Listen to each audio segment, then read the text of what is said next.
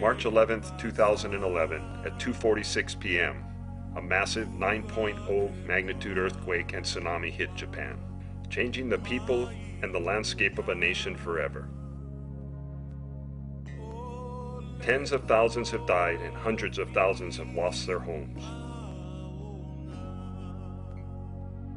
Currently, there are over 130,000 people living in shelters and countless others unaccounted for, with little hope and help in sight. An urgent message from our island son and sumo champ.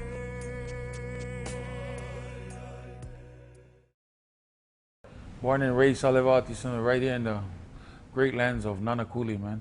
I get Konishiki is good just for what's happening in Japan, I guess. That's what we'd be talking about anyway. So, you all know I'm an ex-sumo wrestler.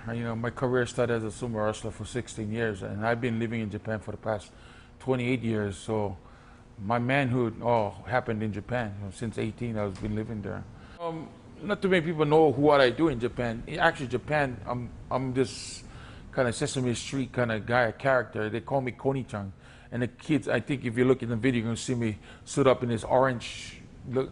People think I'm a pineapple, but I'm not a pineapple. I'm just a Koni-chan character. And I do kids show. In fact, the show took an international award last year. It was took second place in kids educational shows in the world. It's been a great show. When they first came to me 9 years ago to do this kids show, and I always wanted to work with kids. I love working with kids, and the reason why they came to me because I had my Konishiki Kids Foundation. So they figured, oh, he might like to work with kids. So they thought it was like be a 1 year thing. It's been 9 years since we did that show. It's on every day, Monday through Friday, every morning before kids go to school. And then when they come back from school, it has a rerun every day. And it's been the top kids show ever since. I know these people are living in these areas where they're not having hot food. So my goal was to just go up there, hit all the big shelters. So we hit all the big shelters. The biggest shelter was 2,300 people, 1,200, 500, 800. The small shelter was like 200.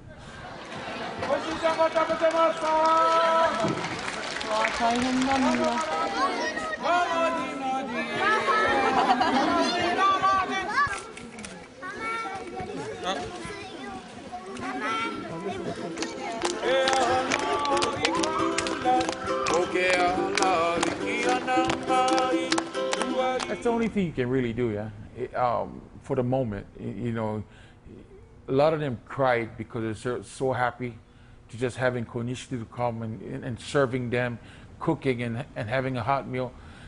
Most of these places, shelters, didn't have hot meals ever since, even before we came. Some of the shelters are so big, people that come and try to support, they only could cook like money for like 300 people. And I call up my brother Musashi, hey brother, we better go, man. I'm there, bro. Where you want me to come? We'll be in Fukushima. He came up with his wife too. His wife was there, his manager was there. We're all cooking. You didn't have time to stand around. If you're cooking for like over 1,000 people, brother, it's like war. Once you start people standing in line, it's like boom, boom, boom, boom, boom. You don't stop until it's finished. Chicken alone, we had about over 600 pounds of chicken. About 650, 660. And over 1,000 pieces of onions, daikon, carrots, cases of carrots, cabbage, pounds of garlic, a lot of stuff, like we just trucks and loads. Every time we had truckloads of stuff shipped in, fed over 5,000 people. We pack up, it was like my crew was like on it. We get there in like 10, 15 minutes, my tents are up, my gas is ready. I get my lady crew that comes in, 17 of them, they come in, they have their knives, their scoopers, and their chopping board. That's all they have.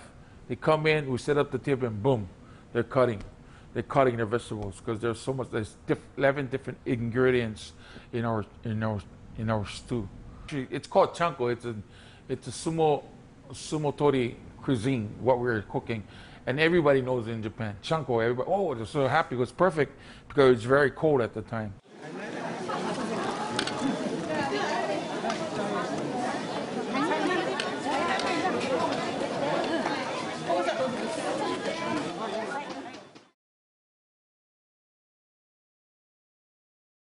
The cake. Right now, I think until people get closer to normal life, I think we have to continue to visit these shelters, give them hot food, because as long as I see them not having anywhere to have hot food, I think it's it's something that I think people would remember, something to give them a smile for the moment right now.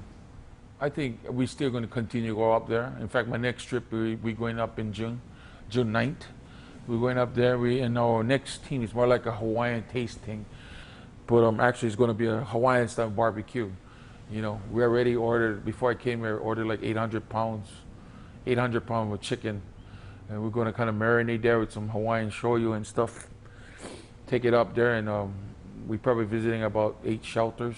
It's about a 5-day tour that we're going to do. But we're going even further now into Iwate and Miyagi. There's a place where not even no one goes to, and I'm going to hit that place. It's about 200 people. And then there's the island right off the coast from Iwate called Oshima. You have to catch a ferry to go. And there's about 500 people there. Please don't forget, it's not an overnighter, you know, like it's not like a one-night stand where you go and finish, you know. It's a long road.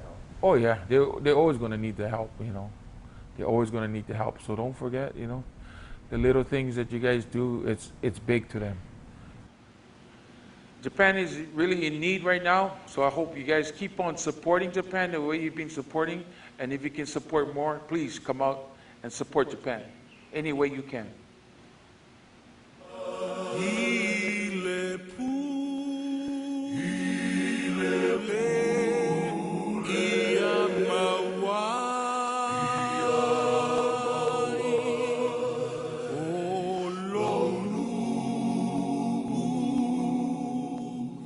Ile pasa